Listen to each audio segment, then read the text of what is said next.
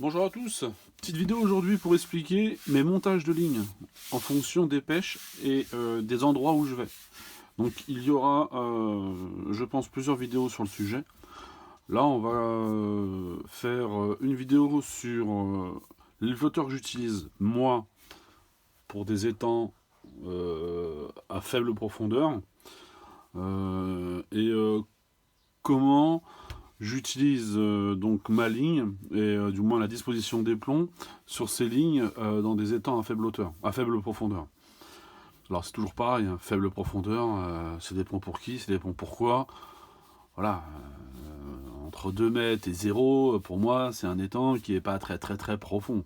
Passer 2 mètres, oui voilà, là il faut commencer à disposer et à pêcher avec des flotteurs différents. Donc moi aujourd'hui, je vais vous présenter donc des flotteurs que j'utilise pour les étangs où je sais qu'il y a moins de 2 mètres d'eau, où on est plus sur du 1,50 m que du 2 mètres.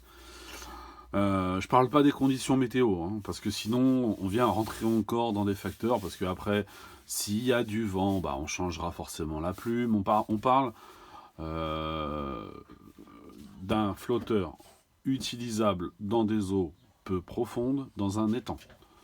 Je parle pas d'un étang avec des vaguelettes, avec beaucoup de vent, avec des conditions du type actuel, là où malheureusement bah, tu pêcherais pas avec ce type de flotteur, tu prendras autre chose. Donc on part avec vraiment quelque chose de clean de base. Voilà. Après en fonction de la météo, tout ça faudra s'adapter.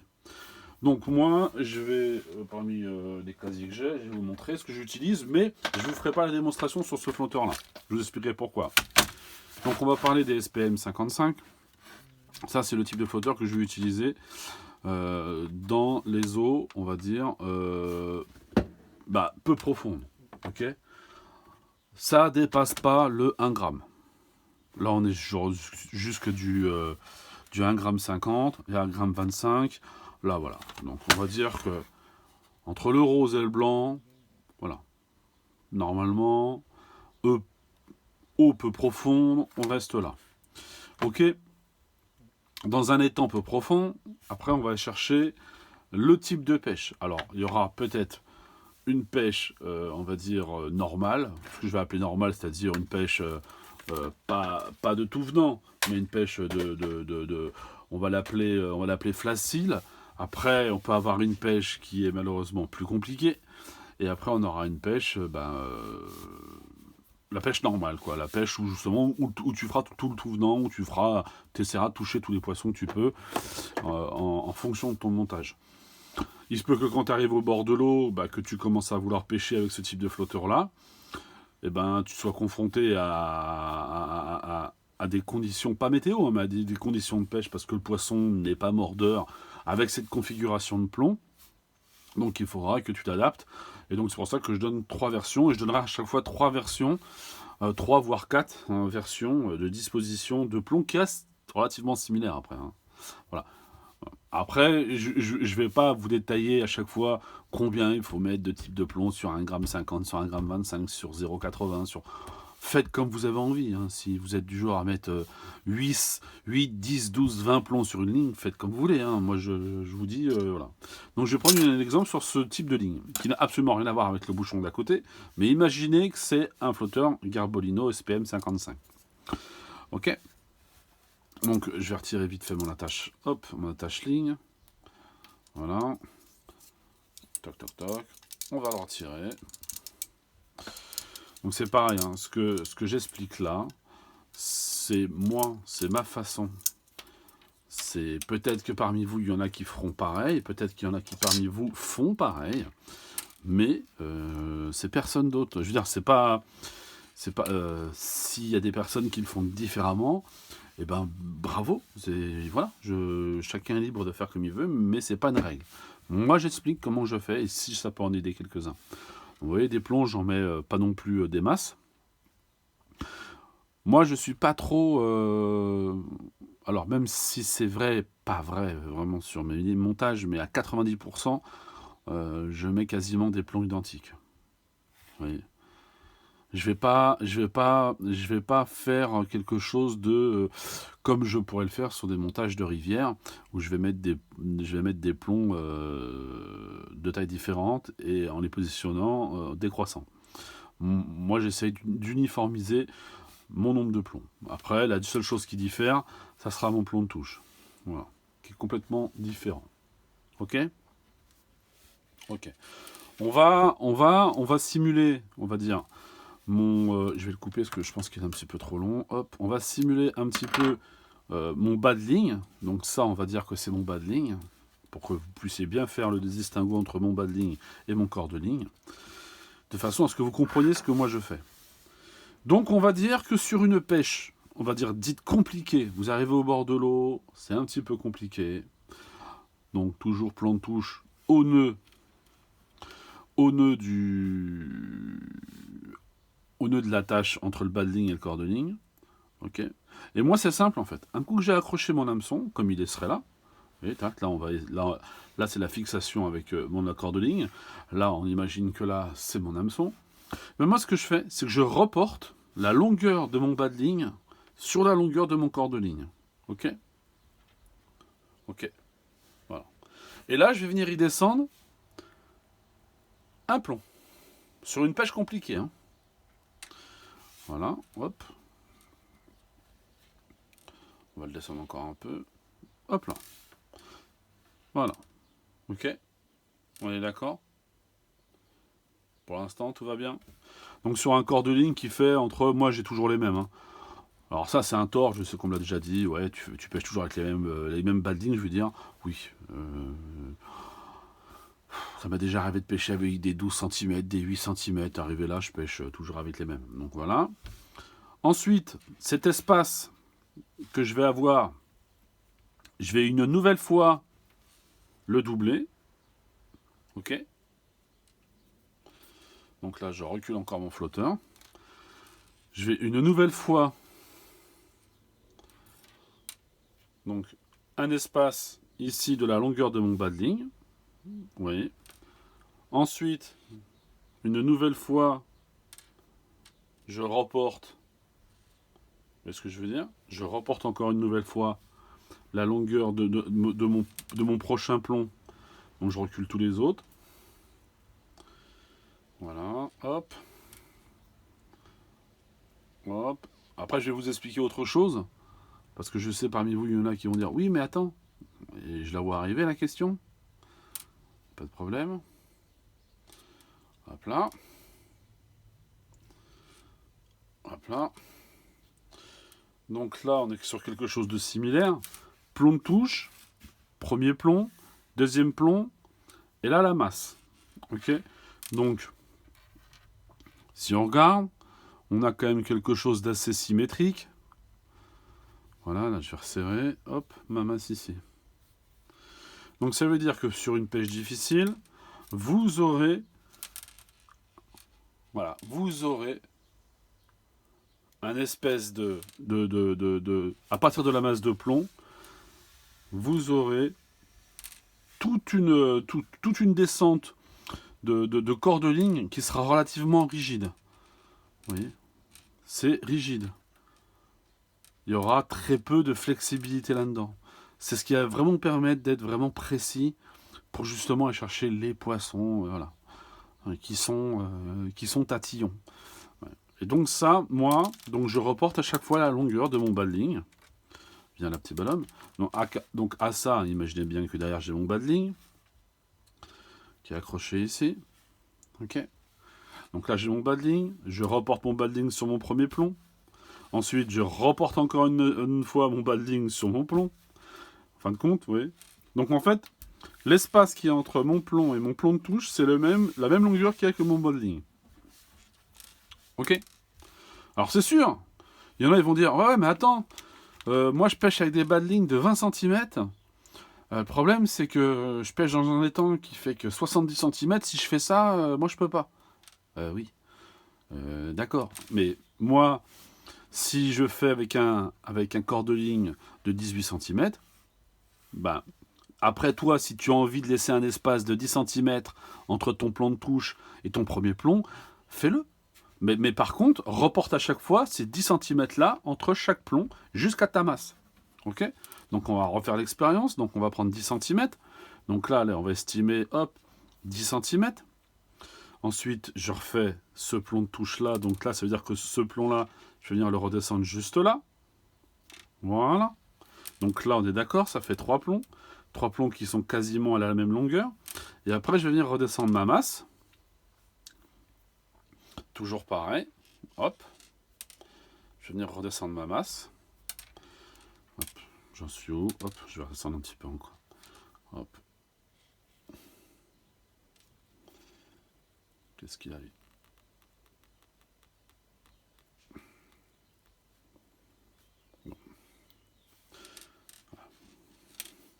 Je vais venir redescendre ma masse. J'ai généré un nœud sur mon plomb. Ça m'a fait faire une bêtise. Bon, ça va mieux. Voilà. C'est pas tellement grave, hein. C'est des lignes pour justement vous démontrer. C'est pour ça que je préfère pas le faire sur les autres que j'ai déjà montés, parce que je sais qu'à la force de bouger les plombs et tout ça, ça va foutre le bordel.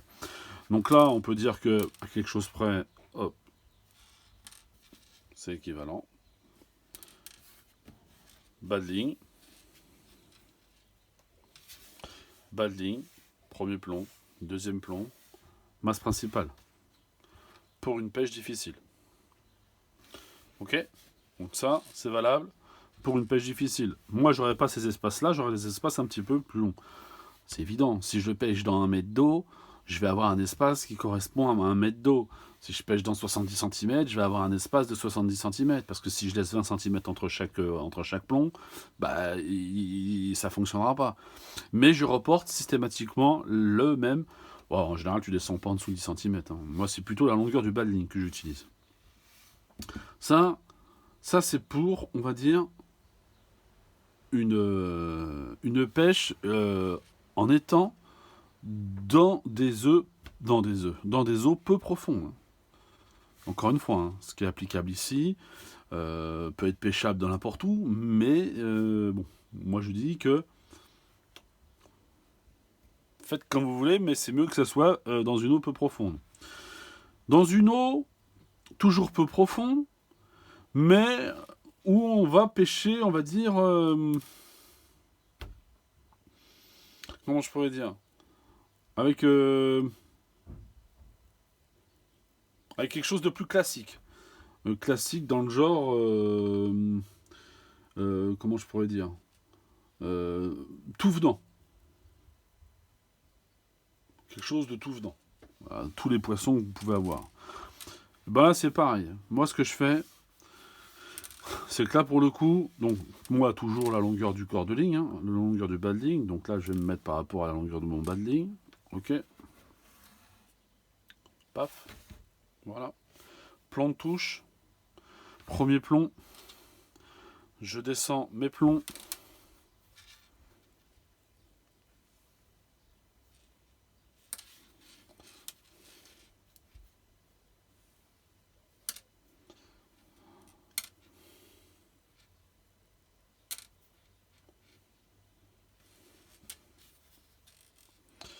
Tic, tic, tic, tic. Je descends tous mes plombs.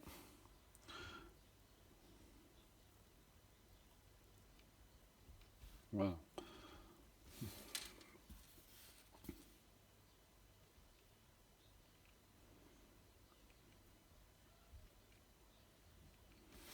Voilà. Ok. Plomb de touche, masse. Longueur pour moi de bas de ligne. Pêche classique. Flotteur il est là. La ligne elle descend rapidement. Le flotteur se positionne relativement, pas lentement, mais attend vraiment que la masse soit équilibrée de façon à ce que le flotteur arrive. Donc là on est dans quelque chose d'assez classique. Ok. Voilà. Qu'est-ce qu'on avait dit d'autre encore après comme type de pêche? On avait dit, donc quand c'était difficile, il fallait rigidifier justement la ligne. Là, dans une pêche classique comme ça. Et ensuite, dans une configuration où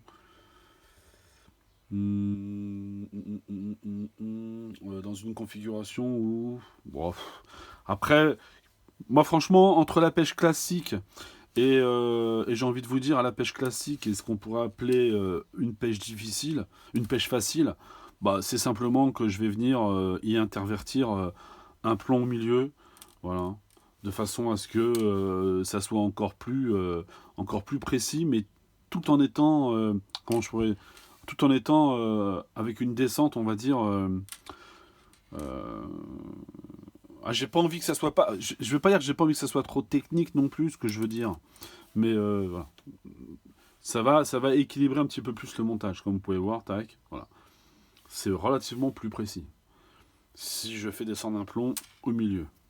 Donc si c'est plus facile, voilà, si je le remonte comme ça, vous voyez là, on est tendance, c'est simple, hein, vous voyez, hop, ça bouge dans tous les sens. Si je vois qu'à un moment donné, bah, je dois être un petit peu plus précis, mais sans que ça soit une pêche plus difficile, tac, je rigidifie ma ligne. Je rigidifie ma ligne. Voilà. Ça, c'est pour les étangs en eau peu profonde. Ok. Donc j'utilise quoi? J'utilise les SPM 55 dans des grammages différents. Je ne prends pas en compte les vaguelettes, je ne prends pas en compte le vent, je ne prends pas en compte tout ça. Hein. D'accord? Voilà, voilà. Pour ce qui est... Alors après, en type d'hameçon, c'est toujours pareil. Hein. 18-22, 20-22, pêche... Alors voilà, pêche facile, entre la pêche normale et la pêche facile, 18-22 quoi. Pêche très difficile, où malheureusement, ben, pour ceux qui font des concours ou tout ça, 26 quoi. Maxi 26. Hein. Maxi 26, même pas le 18 quoi. Genre 20-26, ouais, 22-26. Avec vraiment, voilà, vraiment avec une histoire de choper ce qu'il y a à choper quoi. Voilà. Et encore de ligne, par contre, encore de ligne, moi je descends, alors je sais, hein, je vais peut-être encore me faire des ennemis, hein, mais je descends pas en dessous 12 quoi. Moi, encore une fois, hein, je vous dis, hein, je m'en fous. En bas de ligne, je peux avoir du 7, je vais peut-être avoir du 6, du 8, je veux dire, du 7, non, mais du 8 et du 10, voilà, du 9 centièmes, 12 centièmes quart de ligne. Je me prends pas la tête. Déjà, je vous dis, ça évite les emmêlages. Voilà. Voilà pour cette petite vidéo sur les étangs peu profonds.